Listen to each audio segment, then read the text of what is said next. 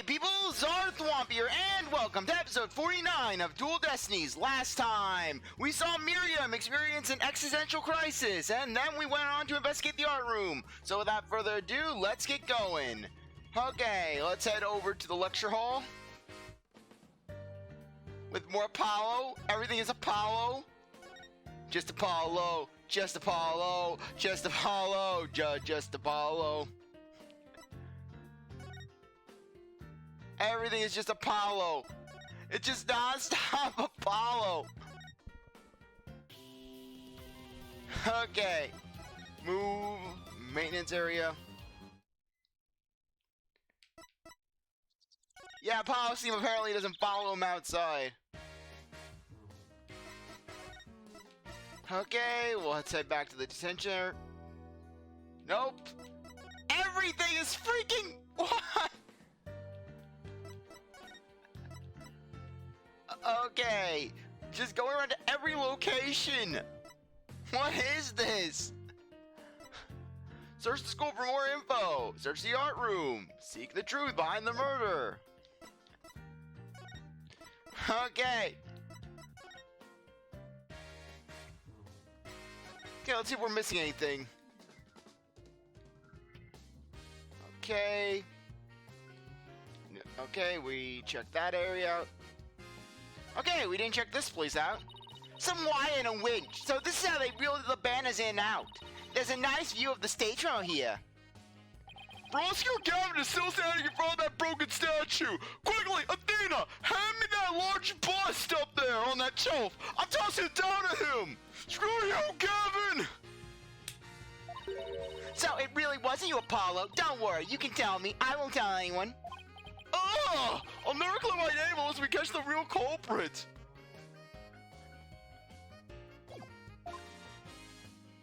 Well, I think we examined pretty much everything we can. By the way, did Prosecutor Blackwell happen to tell you anything about tomorrow's trial? In justice we trust. It's no use trying to pry more information out of me. Having just learned that the clock had been 1 hour fast. Means we're back to square one concerning the suspect's actions that day. I wonder what the main argument will be about now. About how much I should drop Fulbright's pay. How the body was moved would be my guess, but Prosecutor Blackwell's got his own plans. Oh, does he know? I'm Detective Fulbright. Try as you might, I won't say another word about the investigation. No, I wasn't gonna ask you about that. I was just wondering if you'd seen Robin. Oh, you mean Miss Robin Newman? She was just here a moment ago, and she mumbled something about watching videos in the lecture hall. Video? What video? Thanks, Detective. Athena, I think we should stop by the lecture hall. Right, let's go. Yeah, just can't believe we missed out on that one little thing, that one little winch. October 25th, Themis Legal Academy. 3rd floor lecture hall. There she is, Robin! Hey, Robin! Oh, Athena! Apollo! What are you watching there? Oh, it just so happens to be a video of the mock trial. I had to use a bit of coercion to get it, but the end justifies the means, right? That is again. Professor Mean shares a lot of influence around here. Can you look into the true connection between the murder and the mock trial with me? Sounds great, but do you mind if we ask you some questions first? Sure. I'll tell you anything you... W-A-N-T. About your confession today. Why'd you do it? Because Juniper hasn't done anything wrong. I had to stop the trial by any means possible. Right. The end justifies the means. So you follow Professor Means too? Professor Means is a wonderful teacher. As with Professor Courts, I like them B-O-T-H. She brushed that one off like a pro. But with that style of justice, you run the risk of breaking the law.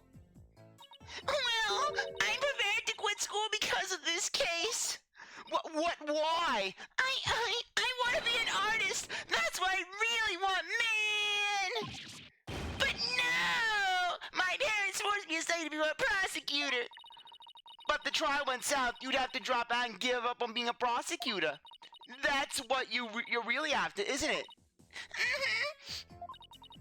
talk about someone who literally changes at the bat of an eyelash. I guess she's been dealing with her own problems too. That totally makes sense. Yeah, I suppose so, but that doesn't make what she did right. Could you tell us about what you were doing on the night of the murder? Finishing a statue. I was on the stage until the last bell. That's right. You made the statues of Mr. Wright and Prosecutor Gavin, didn't you? Oh, yes. Yes, I did. Both of them. This is just a formality, but can you prove you were making the statues at that time? Can I prove it? You think I'm the killer now? No! That's not what I meant! Both you and Robin was at school after 7 p.m., but neither of them can prove exactly what they were doing.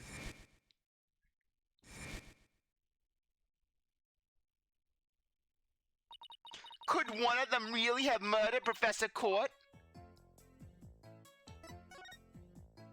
Have there been any problems now that everyone here knows you're a girl? No worries there. I discussed the matter with Professor Court some time ago.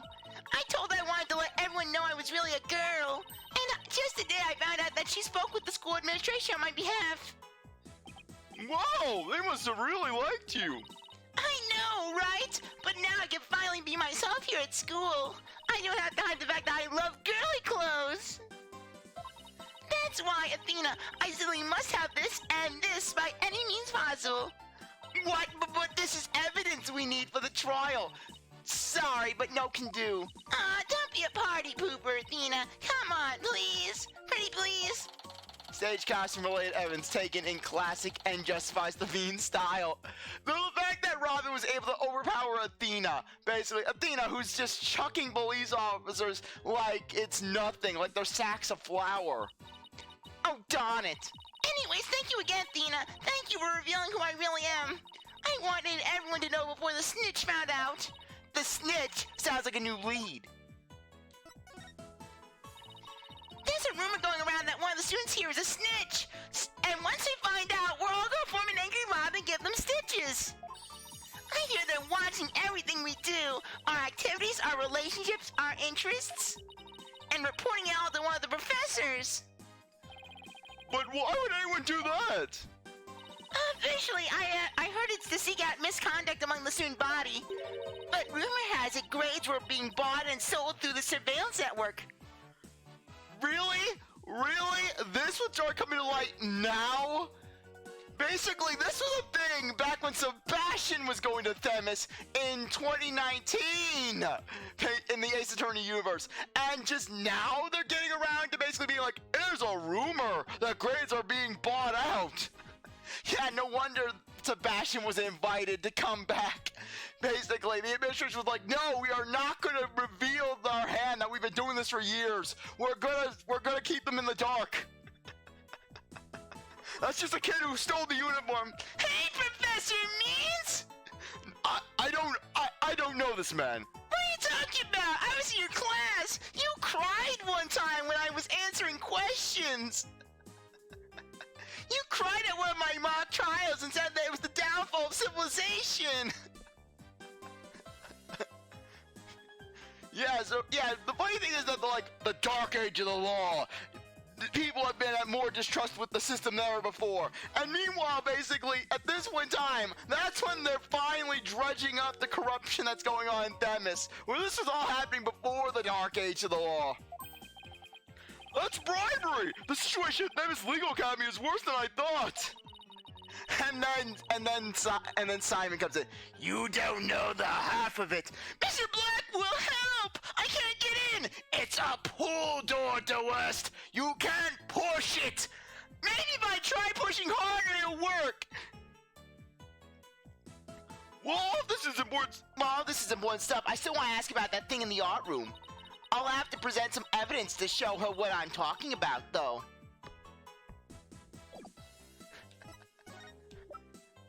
Okay. Voice right now is this burnt fragments. Okay, sorry.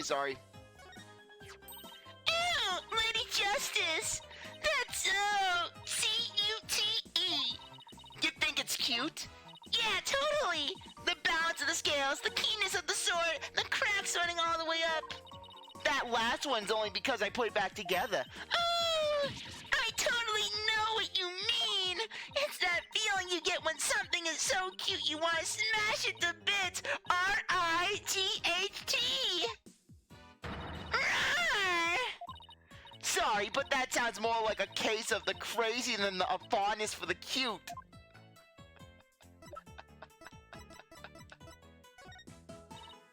Robin, I just remembered something I wanted to ask you. This photo shows a piece of art on the table. Do you know what it is? What? Wow! Look at the unique artistic sense that has to be one of Professor Quart's creations, man! Professor Quart's artistic sense? Professor Quart's artistic sense? That's a tough one. I'd say it's avant-garde and very eclectic. In other words, it's weird and all over the place. It's like a bad acid trip. Come to think of it, that strange-looking painting in the art room was one of Professor Quart's works, wasn't it?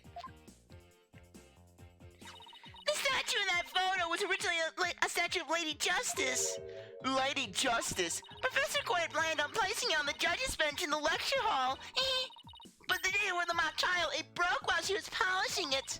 She said she'd take it back to the art room and try to fix it somehow.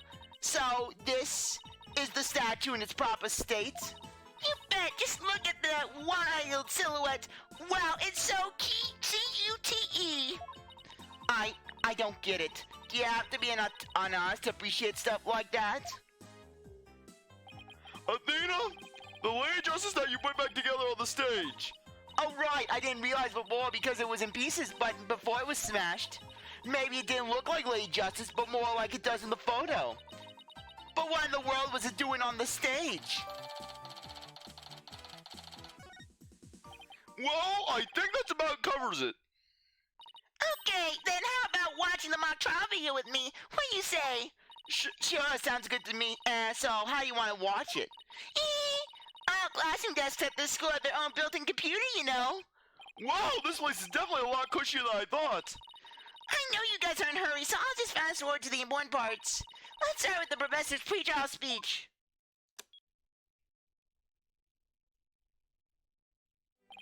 Good afternoon. I would like to start by thanking you for coming here today.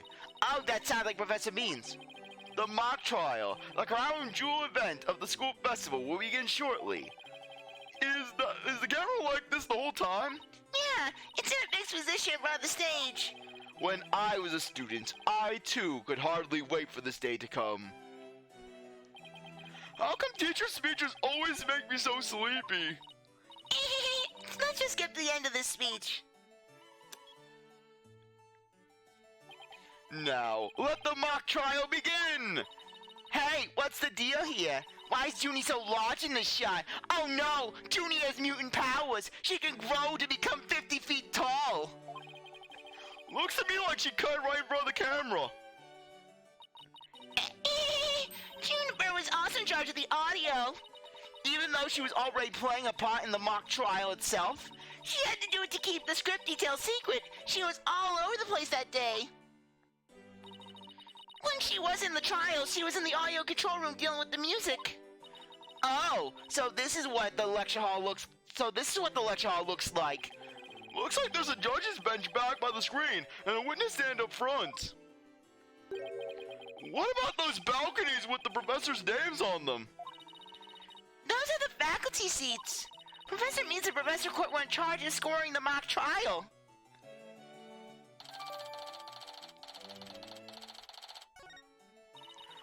Okay, let's fast forward this a bit. And that is why the defendant is definitely guilty. Oh, that was me. Could you tell? Objection! A frail co-ed used her bare hands to stab her professor with an arrow? I don't think so. You read that line in the mock trial, Barlow, but you made it sound kind of weird. Cut me some slack! It was my first time reading that script! I think Juniper's gonna speak next. I didn't do it! I had suffered a breakdown and pretty much lost it! What was wrong with my Juniper voice? shouted, "You're a goner," but I didn't mean it.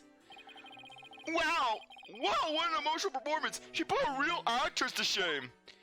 Wait, could you go back and play that scene again? You really think that's necessary? I didn't do it. I had suffered a breakdown and pretty much lost it. It's true I shouted, "You're a goner," but I didn't mean it. Stop, did you hear that? I think you're onto something. Let's play that last part again. I don't follow. What are you guys so excited about? I think this piece of evidence should explain it. Time to show Robin a piece of evidence that links the line we just heard to the case. Take that! I'm sure you remember this. It contains a female voice shouting a violent threat. I'll play it for you. "You're a goner." The voices and the performances do sound similar, but I can't believe this is happening. It's just a possibility, but the voice on this tape is really a recording. One made from the mock trial video. Then that means this evidence was fabricated. They didn't get to do a voice print analysis in time for court today. That's why the gender of the voice became so important. And if the real killer had foreseen that gender would become a key in today's trial, he would have tried to deflect attention away from himself by making the suspect female. So basically, the only one with something to gain from doing this is our sole male suspect, as he fades into the darkness. Wait a second. No way! Professor Bean's credo is the end justifies the means. So it makes perfect sense that a student who took those words to heart would fabricate evidence. We need to get that tape analyzed as soon as possible. Allow me to assist you with that. Allow me to assist you with that. Prosecutor Gavin, at least make some kind of noise so we know you're there. It's go big or go home with a rockstar interests Fräulein. Timing is everything. Let me make a copy of that tape right now, and I'll go get the results as soon as I can. I trust that will be alright? Very much so, thanks.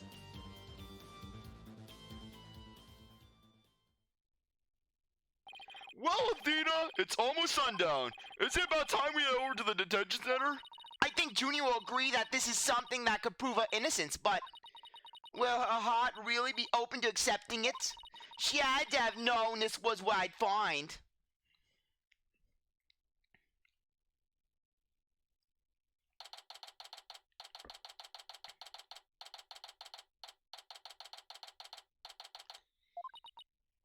And that about covers the main gist of our investigation.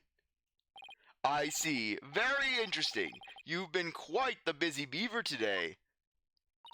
Thank you for all your hard work, Athena. Oh, my time's about up, and it will be getting dark soon, so... Junie! You must be tired after being on your feet all day. You should go home and... No, wait! You have to listen to me. I don't want to hear anymore. I know what you're going to say, Athena. Junie, you promised! We're going to discover the truth behind this murder mystery, and we're going to bring you solid evidence showing just what that truth is. If we succeed in doing that, I want you to promise that you'll accept it, Junie, no matter how hard it is to bear. Okay, but only if it's the real truth. So please just listen to what I have to say. Once you've heard me out, I'll let you decide what to do.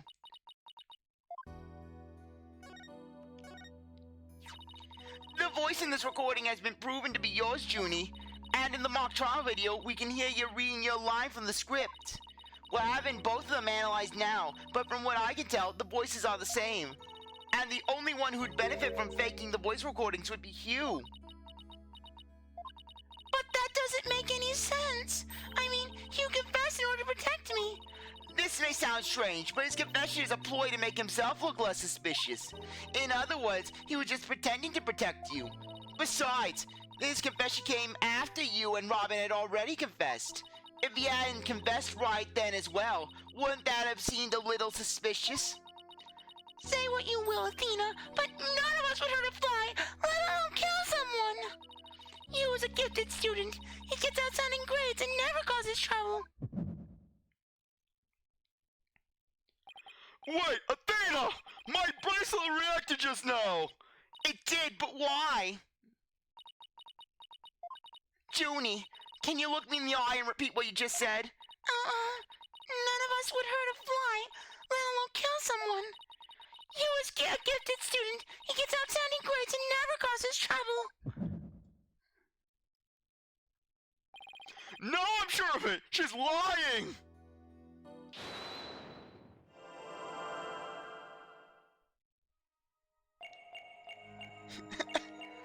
Apollo, why are you staring at me like that? Why aren't you speaking, Apollo? Apollo, and then just Apollo just glaring. Just Apollo, I am in your mind!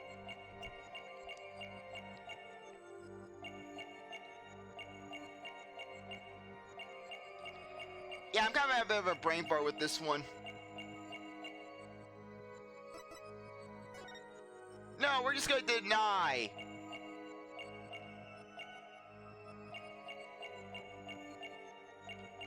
Deny what's inside.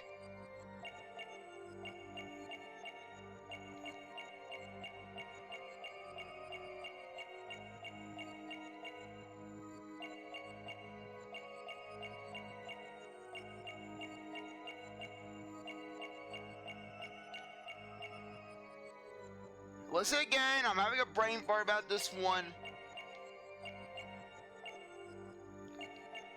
Yeah, the fact that Apollo's able to slow down time. Yeah, I believe it is on the never causes trouble line.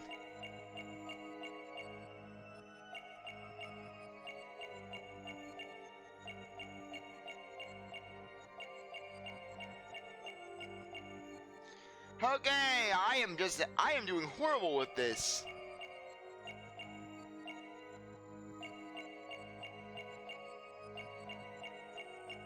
I don't know, I'm just guessing at this point.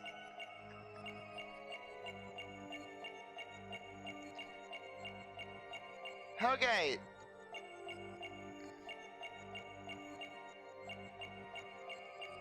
Ugh, I am a mess. I'm trying to remember.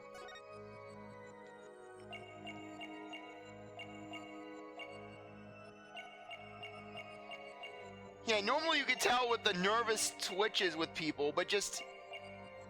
Yeah, meanwhile Apollo's eye is jittering.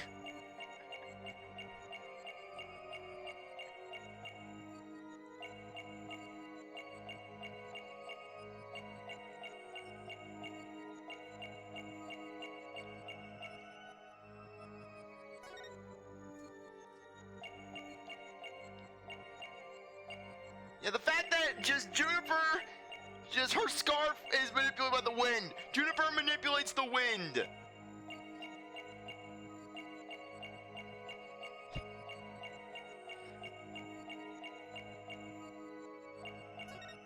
Gotcha! Juniper, you start coughing when you're under stress. You can't hide it from me no matter how hard you try. When you said, "and never causes trouble," cough escaped and made your scarf flutter. And as for why you're stressed, it's because you were lying.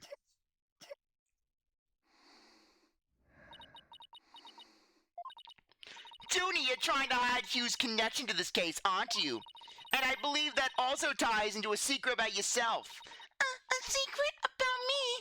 I don't understand. I already told Juniper, so I might as well tell you. I don't really care about her anymore. What? Why? She's a trash person. Juniper's not all sunshines and rainbows like you think she is. She is what we call a yandere. He ended their friendship after he found out about Junie's secret, which means Hugh must have felt betrayed by Junie, making her... You were Professor Court's snitch, weren't you? There's a rumor going around that one of the students here is a snitch. I hear they're watching everything we do, our activities, our relationships, our interests, and reporting it all to one of the professors. And while fulfilling that role, you learn something about Hugh you'd rather forget. I don't know what you're talking about. Junie, please, stop hiding things from us. I ain't having to force things out of you like this. Looks like we're gonna have to do this the hard way. Time to review the evidence to see if I can't prove my hypothesis. I must have something that proves Junie is a snitch and Hugh's connection to the case. Take that! I'm relieved to see you're coming around. You see, I wasn't trying to hide anything. Juniper's one cool customer, Athena. Well, wait, I don't think that was the right piece of evidence. Whatever you show me won't change the fact that I've already told you all I know. I must have something that proves Junie's the snitch and Hugh's connection to the case. Take that! Right here in Professor Court's planner, it says, routine report. I believe this is meant to mean when the snitch would report into Professor Court. I also believe Professor Court planned to meet Hugh in private based on the snitch's info. And from the meeting, Hugh must have put 2 and 2 together and figured out your secret. So you see, it all makes sense only if you're the snitch, Junie.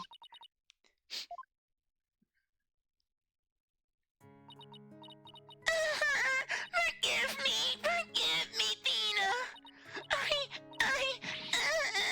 I've been lying to you this whole time. The truth is, I suspected you from the start. You did? Now this is surprising.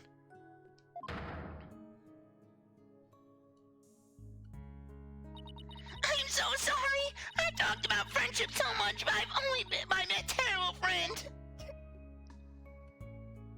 Juniper, I don't have that special kind of hearing that Athena does. But I don't need it to sense the pain you're feeling inside. And its intensity is directly proportional to how you feel about your friends. Am I right? Apollo. Please, Junie, tell me why you suspected Hugh.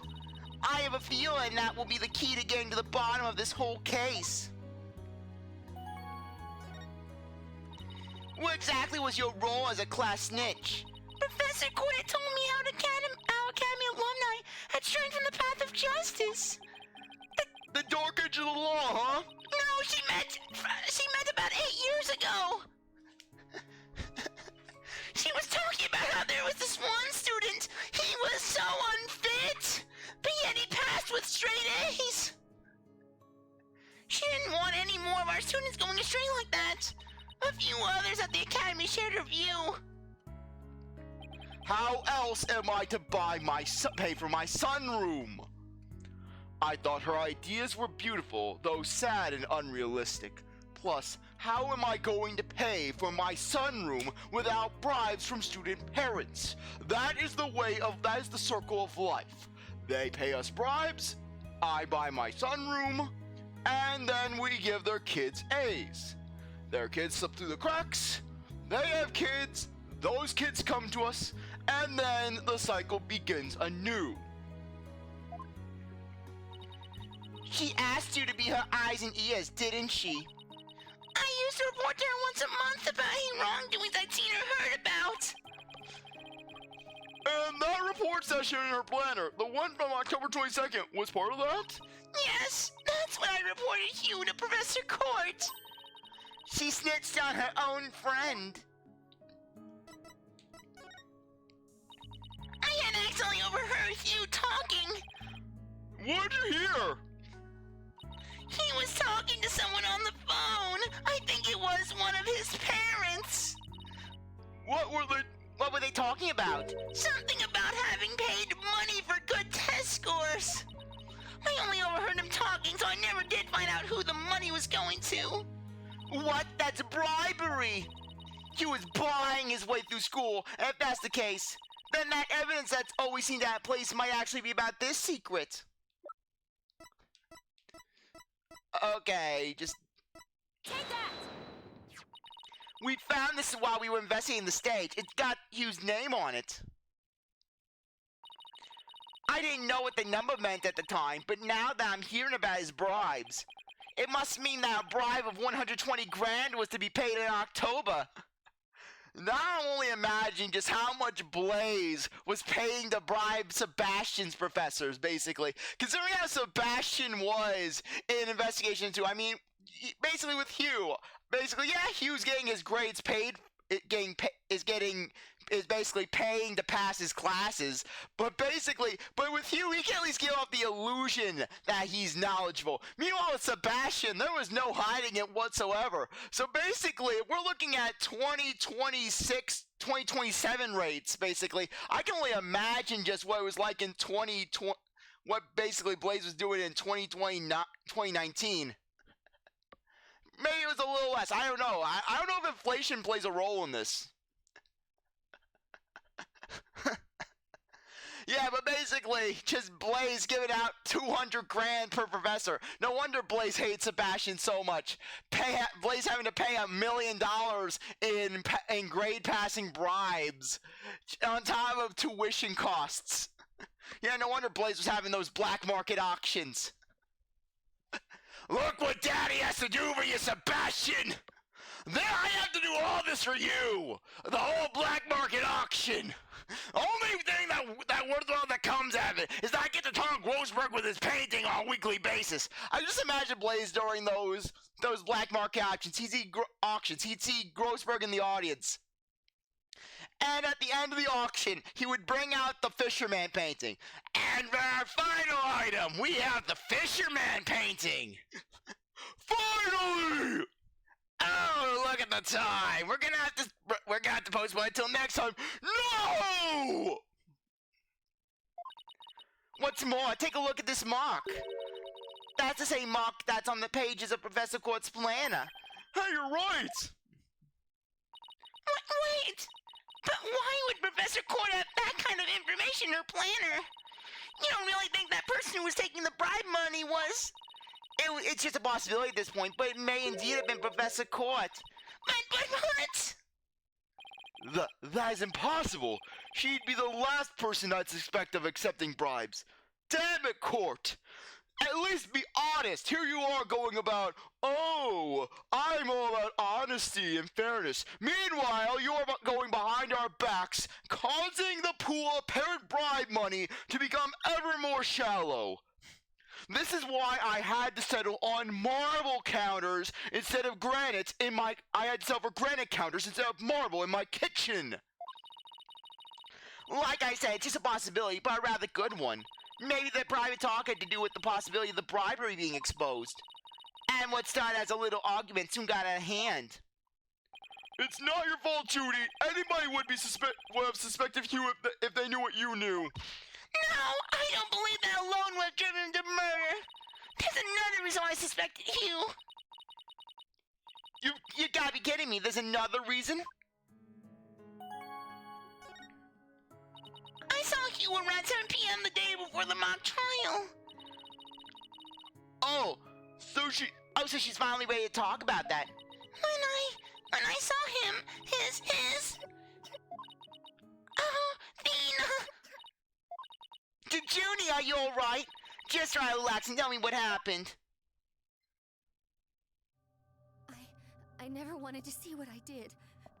But I'll have to live with it, won't I? In that hallway, Hugh's hands... His hands were dripping with blood. And for some reason, he looked like he was in some drug trance. His hands were dripping with blood. What, but why? What am I going to do? Deep down, I know Hugh can't be the killer, but my mind keeps telling me he is, no matter how hard I try to convince myself he isn't. Oh, what am I going to do? Hugh, he's... I can't take this anymore. Dina. So she hid the fact that she had seen Hugh and said she went home at 6 because she wanted to avoid talking about what she saw. Junie, it must have been terrible holding all that in. But it's gonna be okay. I'll get to the bottom of this. And that's my promise from one good friend to another. I'll be defending Juniper tomorrow, if that's okay with you, Professor Means. My main concern is whether you can defeat that prosecutor. But I won't try to stop you.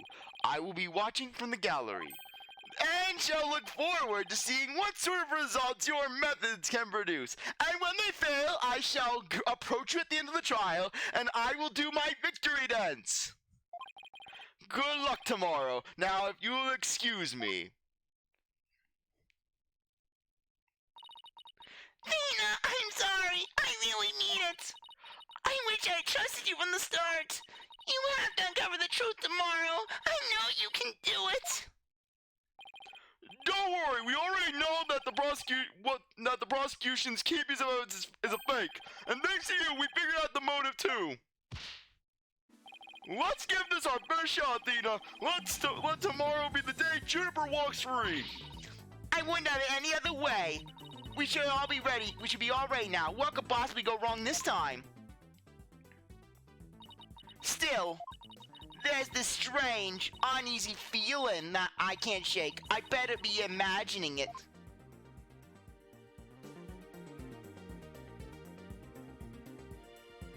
Okay, to be continued. Yeah, the first rule of Themis Academy. If you see an alumnus that basically comes off as a douche, 9 out of 10 chance the parents are paying for their grades. October 26, 9:45 a.m. District Court Defendant Lobby, number 3. Were you able to sleep last night? Well, we'll answer that question in the next episode, because I think that now would be a good time to end things off. Anyways, I really appreciate that you stuck around to watch this episode. You're a great viewer, and I hope you come back for the next one. If you'd like this video, like, subscribe, comment, share, do whatever you want, and with that, I'll see you next time. Bye.